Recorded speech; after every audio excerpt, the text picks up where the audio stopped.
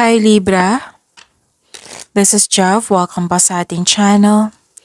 Gamitin ang reading na ito bilang kabayan lamang. Kung naka-resonate kayo, comment down. Kung hindi ka naka-resonate, ibigay niyo po sa iba kasi general reading po ito. This is for you, Libra.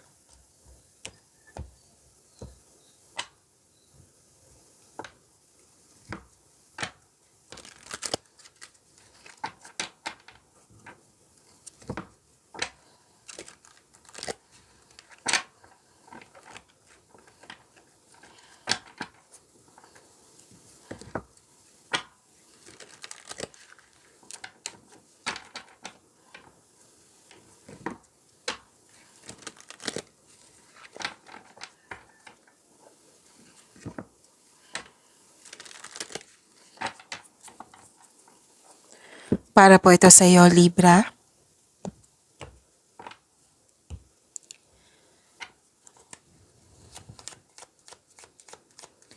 Maraming salamat po sa inyong patuloy na suporta at maraming salamat din po sa mga hindi nag-skip ng ads. Sa mga hindi pa nag-subscribe, subscribe na po kayo at click bell notification para malaman nyo na may bago tayong video. Para sa mga gusto magpa-reading, comment po kayo ng personal reading. Again, comment kayo ng personal reading and check my reply sa comment section.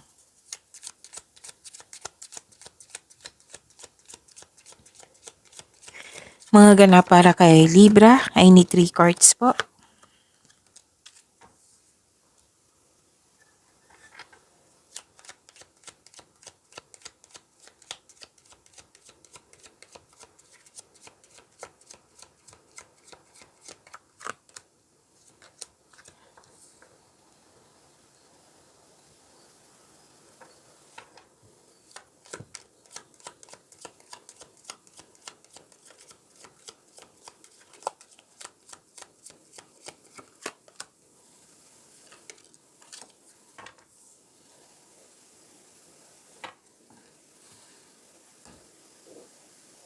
Okay, Libra, may nakita akong repeating message dito, 77. So, this is an angel number, 77. This is spiritual awakening. May personal transformation. Makinig po daw kayo sa inyong intuition. At this can be a sign that you're aligning with your life's true calling and purpose. So, sabi din ng card dito na sabi ng 77 is, this is embrace change. Sabi po dito, embrace change. Okay, so this is, nagsabi din na may nasa right path ka. Okay? Nasa right path ka towards greater consciousness and understanding. So that is 77, angel number. Okay. Wow, may parating na malaking pera. Claim niyo po. Pwedeng cash, pwedeng cheque, kasi may nakita rin akong cheque dito, Libra. And, or, kung hindi man pera, pwede din importanteng news or information. Tapos may malalaman din kayong totoong intensyon ng isang tao sa'yo. Pwedeng may nangyari na anxiety, nabibigatan ka, nahihirapan or naguguluhan. Pwedeng stress din. Nakarang araw. Oo, sa nakarang araw. Pwede din ngayon. So, sabi ng card dito, huwag kayong mag-alala kasi may recovery. Okay? Some of you, nag-grounding, nag-meditate, nag-take time sa nature. Might be nagpahinga kayo. Nagmuni-muni. At may grupo ng tao dito na very supportive sa iyo. May mangyayaring personal growth and spiritual development. Personal development and spiritual growth. Yun, tama. So yun sabi ha, sa 77 na angel number nyo. Na embrace change, makinig kayo sa inyong intuition, may awakening. Okay, nakatanggap din kayo ng tulong, regalo. So, claim nyo po. Marahil kayo ang nagbigay ng tulong o regalo. Or, most likely, kayo ang nakatanggap. ng regalo, tulong, pwedeng may nag-appreciate sa'yo, may na-recognize ka, nag-compliment sa'yo, pwedeng may nagbigay ng awards, rewards, compliment.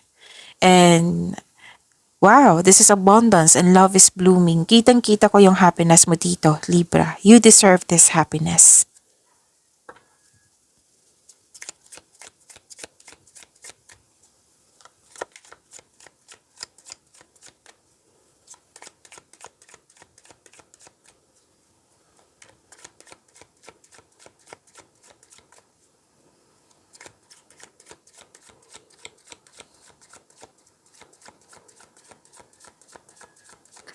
Energy po ni Libra.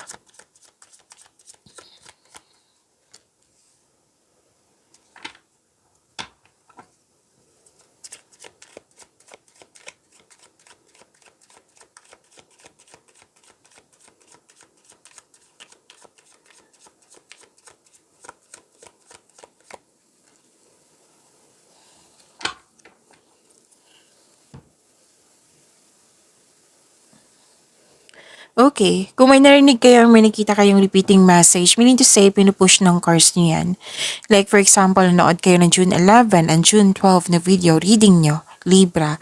At may napansin kayo na repeating message, yan po yung pinupush ng cards nyo na kailangan nyo bigyan ng atensyon, solusyon, at aksyon kung maaari po. So ano yung energy ni Libra?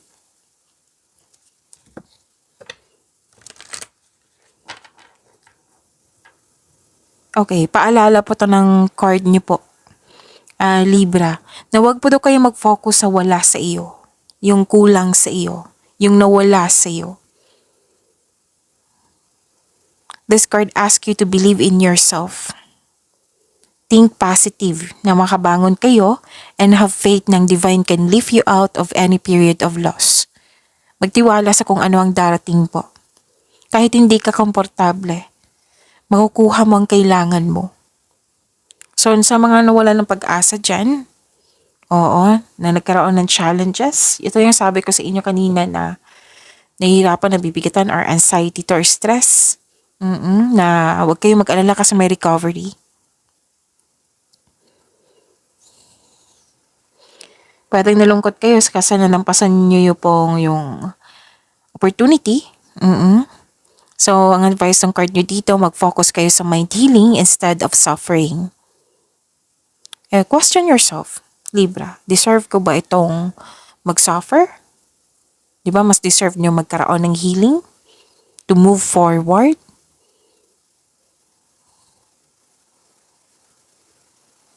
So, claim this recovery. Okay? Baka kailangan nyo ng tamang pahinga, mag-relax, mag-meditate.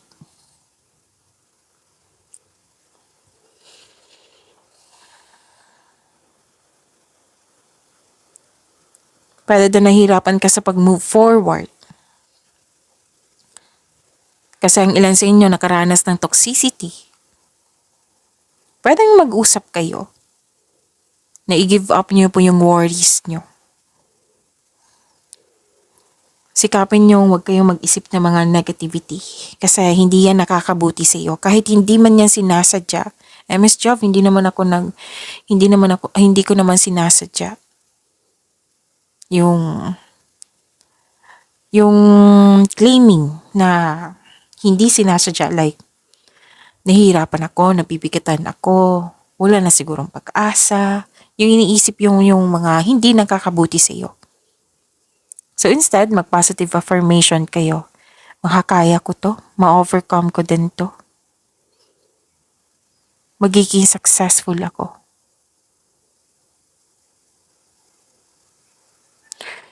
So yun nga, yung sabi ng card dito, magtiwala sa kung ano ang darating.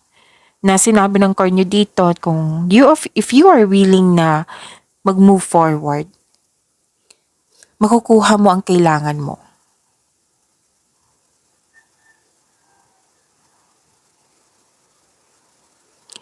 Kung mag-decide kayo na magstay, like yung nagkaroon ng stagnation, parang nakulong kayo sa inyong emotion, na nahirapan kayo, yung kinimkim mo talaga yung nararamdaman mong loss or takot or any kind of energy na nakapanghina sa iyo. Walang pagbabago na mangyari. But if you are willing na mag-move forward, na malaki ang tiwala mo na magkakaroon ng pagbabago, na malalampasan mo rin ito,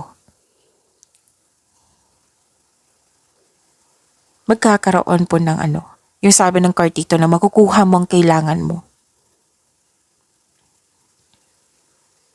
So, kailangan ng willingness dito. I-give up nyo yun po yung worries nyo. Kailangan nyo na may kausap dito. Kung may trust issue kayo, then journal. Pero the best way to do is to pray. Isuko nyo lahat kay God yung worries nyo.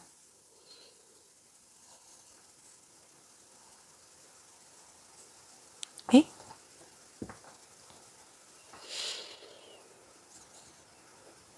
Okay.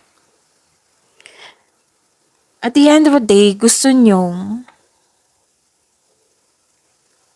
Okay, may nakita ko dito gusto nyo mapag-isa. Kasi gusto nyong mag-move forward. Na nag-start po siya sa pahinga. Pahinga. So, nagpahinga kayo. Gusto nyo mapag-isa para makapag-isip, makapagpahinga, magpagaling.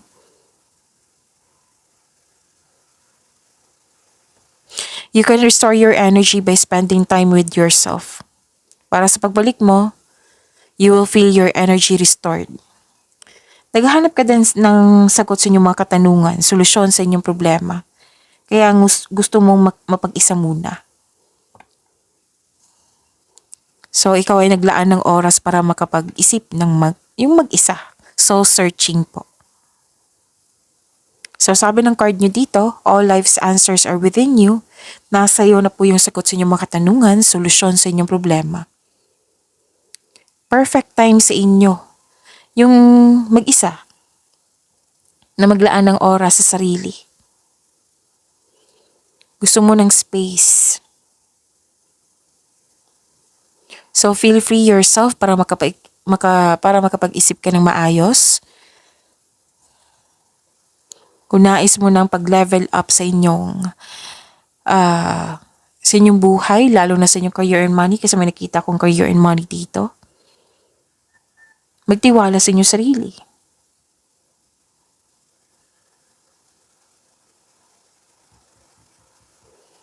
So this is the clarification of your card here na ang some of you nag-meditate or nag-long walks, nag-take time sa nature, nag-grounding, para ma-refresh yung energy mo, para bumalik yung energy mo, energy restored. So, nag-clarify itong dalawang card dito, sa inyong card dito, na magkakaroon siya ng recovery. Kasi nga, nakita ko dito na tinulungan mo yung sarili mo para magkaroon ng recovery. And nakatanggap kayo ng wisdom message, divine inspiration, enlightenment, nang dahil sa mga ginawa mo, na tinulungan mo yung sarili to move forward, to let go sa mga hindi na dapat, at nagkaroon ng transformation. At higit sa lahat, nagkaroon ng recovery.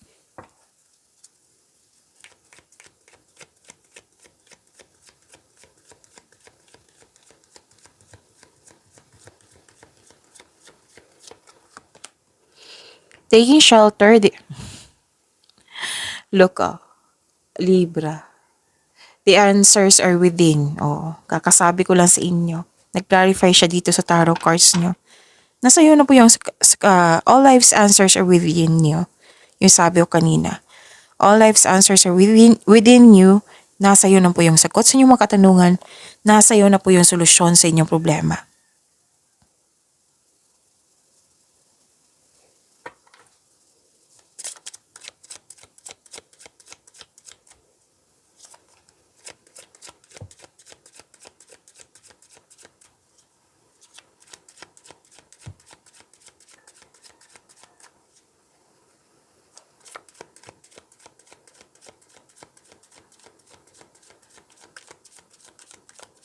Career and money po ni Libra.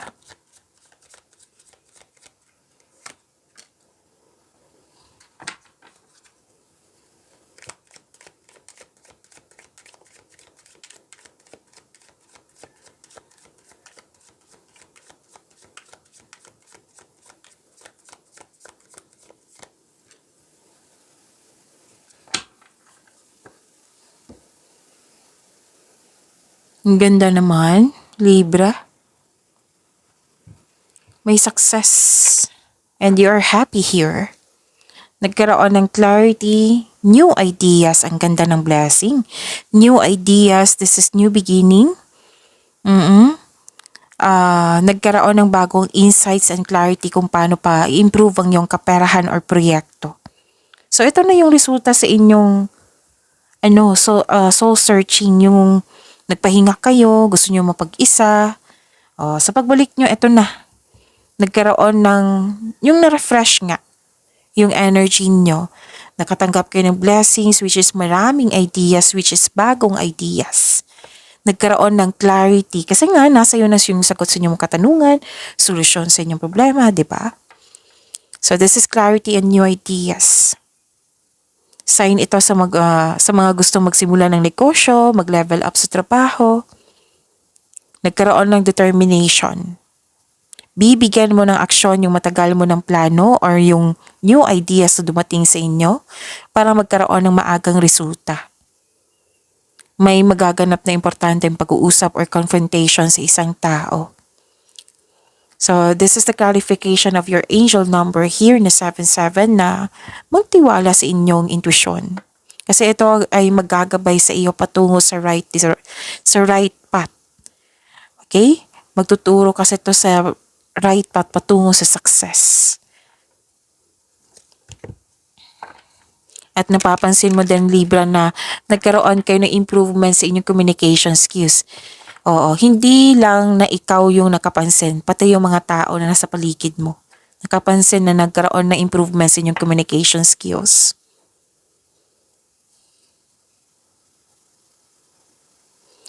Yung sabi ko sa inyo kanina na nagkaroon po ng success and happiness. Oo. So this is clarity, glory, gain, satisfaction, full of positivity. You have strength. Happiness, nakikita ko dito. So, exciting opportunities na parating. Yes. Exciting opportunities na parating. Magkakaroon ng financial growth. Makaka-receive kayo ng acknowledgement that you deserve. Diba? Sabi ko kanina sa inyo dito na magkakaroon ng recognition. Lumabas dito sa tarot cards nyo. Okay? Magkaka-receive kayo ng acknowledgement that you deserve. Pero din may mga bata kayo dito mga kasama, mga tinuturuan na bata or customer nyo to, kliyente nyo to, na magbibigay sa iyo ng happiness. Para din naging business partner mo yung family mo, maaari rin tinutulungan ka ng family mo sa inyong negosyo, sa inyong trabaho, na nagbibigay ito ng happiness sa iyo. Pwedeng moral support, pwedeng literal talaga na tinutulungan ka. So, you are feeling healthier inside and out. Na-overcome mo na yung mga nararamdaman mong pagod, sadness ba, or illness. So, na-overcome niyo po. So, this is success at achievement na parating or dumating na. May parating or dumating na yung blessings na it will lead you to happiness. Ito ay magandang kalusugan po, kaligayahan at kaaya-ayang pakiramdam. So, enjoy your success. Sabi ng card niyo po. Success lies ahead if you keep the path.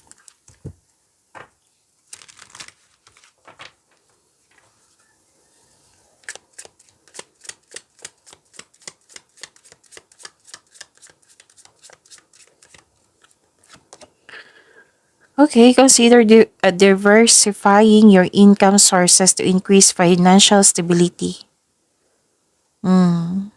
So, pwedeng ng ilan sa inyo dito nagkaroon ng second job, side hustle, to increase your income. So, freedom is more important than financial security.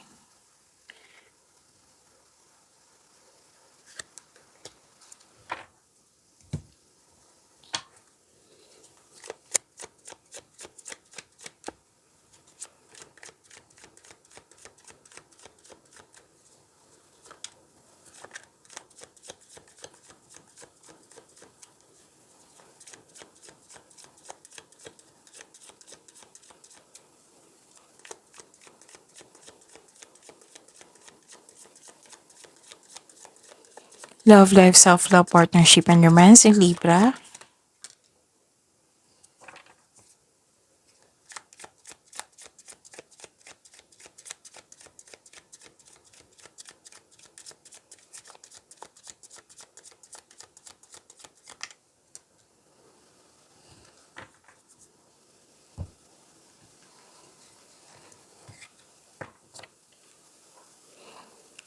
Okay, may nakita ko ditong this is success also eh. Oo, ilang cards po nagsabi dito na may success, di ba? So, sa mga single, you've been doing a great job to love yourself. You love yourself more. May potential din na mamimit mo yung posibleng romantic partner mo. So, do something special for yourself. Treat mo yung sarili mo dahil deserve mo ito. So, this is a time of enjoyment and you're feeling safe. Ang ilan sa inyo nag-decorate or nag-renovate ng bahay. Nagbakasyon ng ilan sa inyo. You are now focused on what brings you the most peace. Mas pipiliin mo yung inner peace.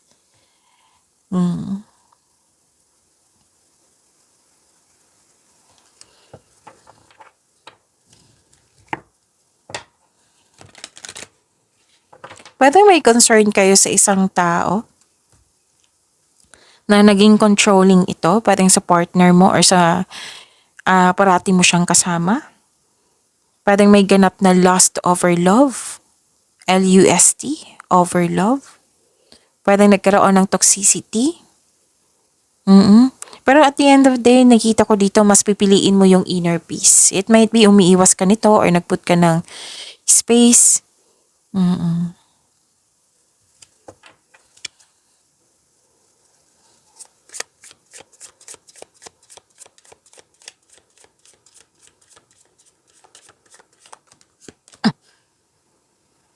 Pasensya na po ha, kasi may ubo ako. Okay. This is proposal. An offer or proposal in the near future that comes as a surprise. Magiging surprise ang ilan sa inyo dito. Kasi pwedeng may ligawan or literal na proposal. Okay?